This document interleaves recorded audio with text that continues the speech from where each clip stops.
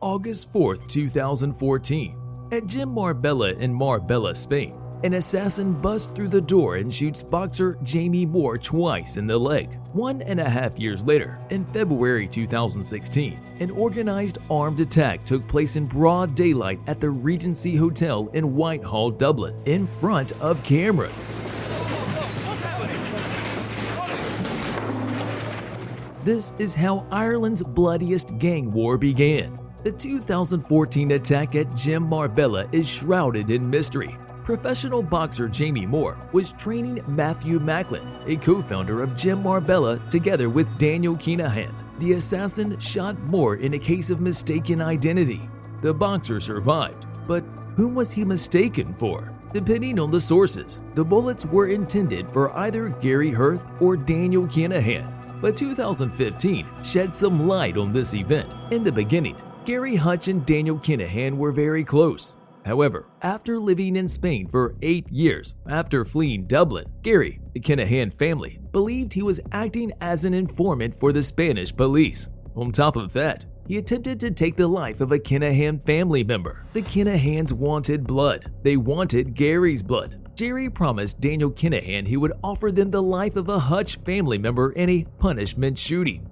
Patrick Hutch, Gary's brother, was shot in the leg voluntarily to save his brother's life, and Gary Hutch himself gave $200,000 to the Kinahan family, hoping they would spare his life. However, on September 24, 2015, at around 11:30 before noon, Gary Hutch, one of the leaders of the Hutch crime syndicate, was shot dead. The murder took place in the Miraflores neighborhood in Marbella, Spain.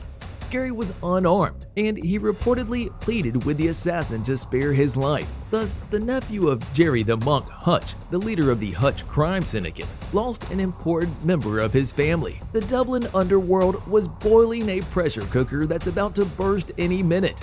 The Monk wanted revenge, but the Kinahans were 2 steps ahead.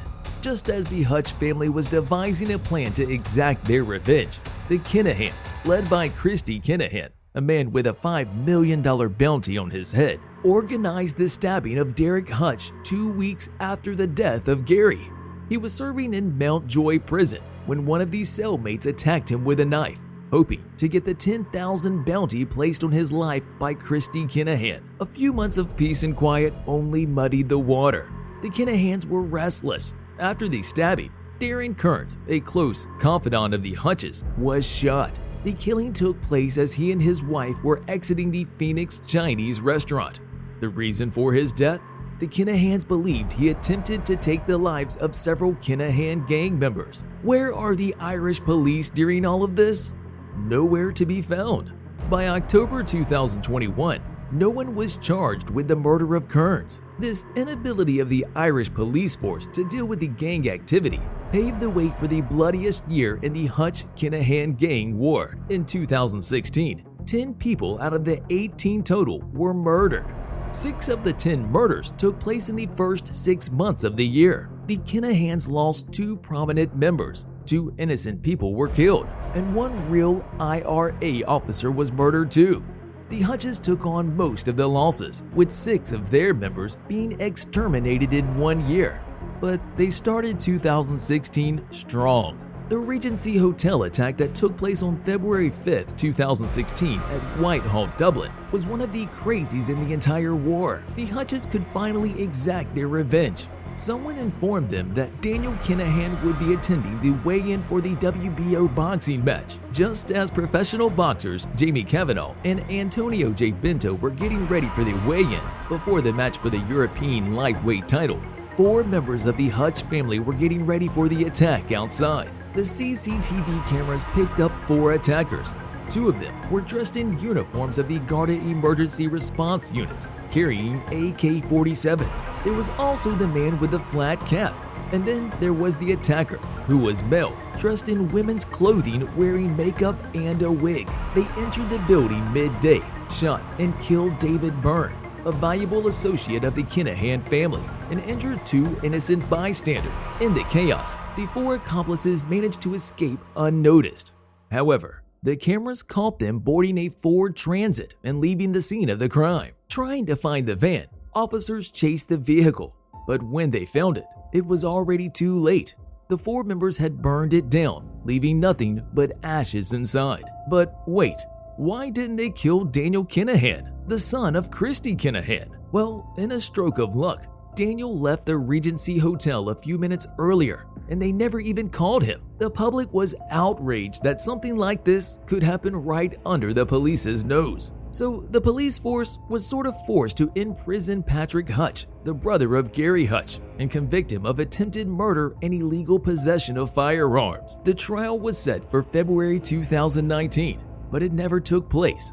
On February 20th, 2019, Colm Cox, the detective superintendent, committed suicide. Irish GSOC launched an investigation into this questionable suicide, but they haven't found any clues yet. It's worth noting that in 2021, the authorities arrested Gary Hutch while he was in Spain, but in the March-April 2023 trial, they found him not guilty of the murder. That's because 2 men by the name of Jason Bonney and Paul Murphy murdered Byrne. The other big murder in 2016 was the death of Eddie Hutch Sr., the uncle of Gary Hutch. The police suspect that the Kinahans took Eddie's life, attempting to exact their revenge on David Byrne. After the death of 2 innocent people, Vincent Ryan and Martin O'Rourke, the Kinahan family took the lives of 2 Hutch family members, Noel Duggan and Michael Barr, before taking down Gareth Hutch. Even though Gareth was only a small player in this game of criminal overlords, he was still a member of the Hutch family. He was shot down by 2 Kinahan gang members on May 24th at the car park near his home in Avenclade House Flats. Next, the Kinahans killed David Douglas, a Hutch gang member.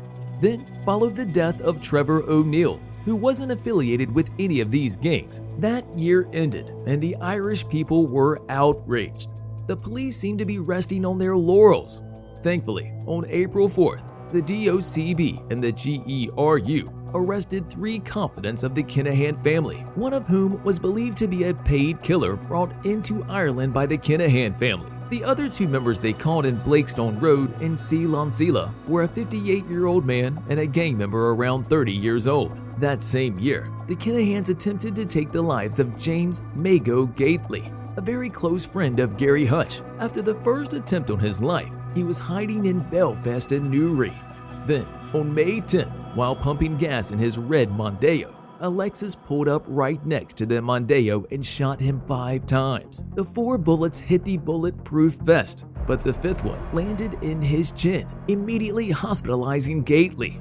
Despite a second murder attempt, he survived the attack. After the death of 2 prominent members of both the Hutch and the Kinahan families, Derek Coakley Hutch was killed on January 20th, 2018 at around 3 in the afternoon. Earlier that day, Derek and 2 other men went to Clover Hill Prison to visit his brother, while the other 2 men were supposed to throw drugs over the wall. Derek came back early and sat in his car at the Bridgeside halting site. When the 2 men came back, Derek was shot in the head several times. After that, the Kinahans attempted to kill Patsy Hutch, the brother of Gary Hutch, in March of 2018. However, the police arrested 3 men sitting and waiting inside a van at the car park on Gardner Street.